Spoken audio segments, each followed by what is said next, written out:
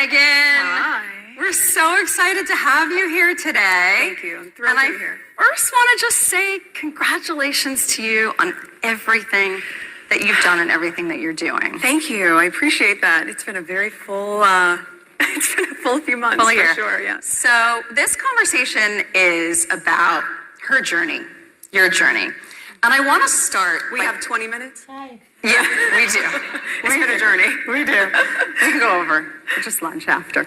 I want to talk about you as a founder, as a CEO, as an innovator, as a creator, as an investor. We have the CEO of Netflix here. I did binge your show with Love, Meghan.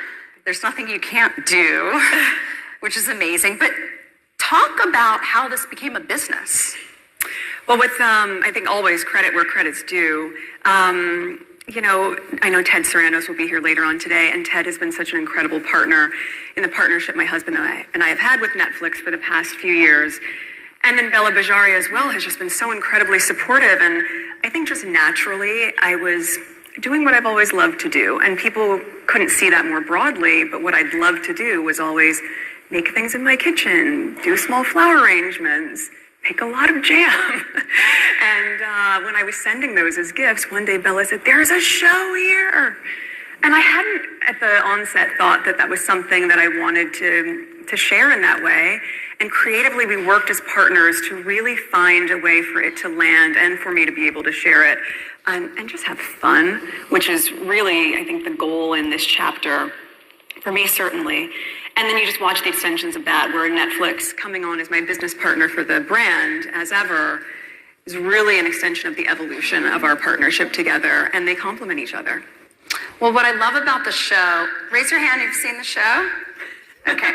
If you haven't, Ted's gonna be very happy. Meghan's gonna be very happy. You're all gonna be watching the show. It's amazing. What I love about the show is that you bring in your family, you bring in your friends, you bring in like the team, the crew. You make them part of the show. That was very important to me. And so talk to me a little bit about, you care for so many people, and you talk about joy and love. Everything that you do comes with caring for the people that are on your show and around you. You're CEO. There's a lot of glam, but we know there's a lot of grit and grind. How do you care for yourself? Oh, thank you for asking that. Well, look, I think for me, part of what's really, really important is that love language of taking care of people also really feeds me. And I think that is in many ways part of my self-care, which can feel confusing for a lot of people. You go, well, how do you show up for all these people and not feel depleted? But a lot of times, if you're doing it in a way where you are giving in a way that is thoughtful and intentional and so authentic, it actually energizes you as opposed to depleting you. So as an example, when you mentioned the crew as a character, when I said, how are we going to do a cooking show or a crafting show that doesn't feel like a typical stand and stir, which we all remember from back in the days. We stand, look at camera, and you're stirring something. I didn't necessarily want to do that. And I didn't want a reality show. And so the only way to feel as though you were still in conversation with me, I felt, was I had to be talking to the people in the room with me. And that was the crew. And, you know, on Suits, we had a crew of over 200 people.